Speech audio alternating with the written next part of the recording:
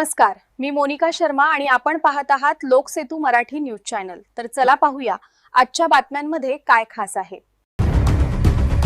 शहादा पंचायत समितीत पाण्याची टंचाई, हजारो नागरिकांसाठी केवळ 2 जार, उन्हात ग्रामस्थ हैराण। नंदुरबार जिल्ह्यातील सर्वात मोठी आणि सर्वाधिक ग्रामपंचायतींचा विस्तार असलेली पंचायत समिती म्हणून शहादा पंचायत समितीची ओळख आहे।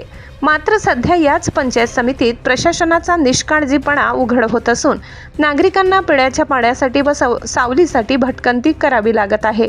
शहादा तालुक्यातील ग्रामीण भागातून दररोज हजारो नागरिक विविध दाखले, प्रमाणपत्रे व इतर शासकीय कामांसाठी पंचायत समितीत येतात।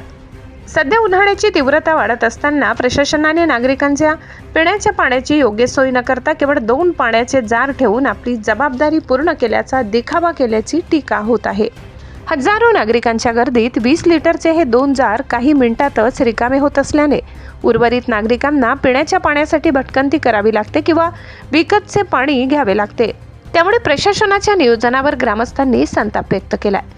याशिवाय पंचायत समिती परिसरात बसण्याची ही पुरेशी व्यवस्था नसल्याने नागरिकांना कामासाठी ताटकळत उभे राहावे लागते। सावलीसाठी शेड किंवा बाकड्यांची व्यवस्था नसल्यामुळे नागरिक परिसरातील झाडांच्या किंवा जाण्यांच्या सावलीत उभे राहून उन्हापासून बचाव करताना दिसतात। याचा सर्वाधिक त्रास वृद्ध आणि महिलांना सहन करावा लागत आहे। दरम्यान पंचायत समिती प्रशासनाने कागदोपत्री काम न करता प्रत्यक्षात नागरिकांना मूलभूत सुविधा उपलब्ध करून द्याव्यात अशी मागणी होत आहे।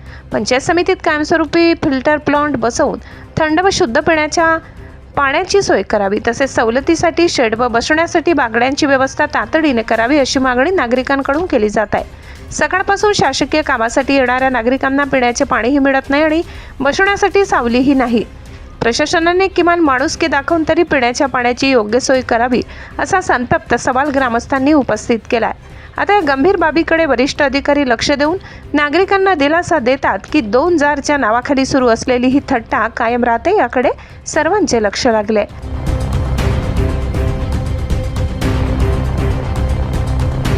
प्रतिनिधी लाला चव्हाण, शहादा।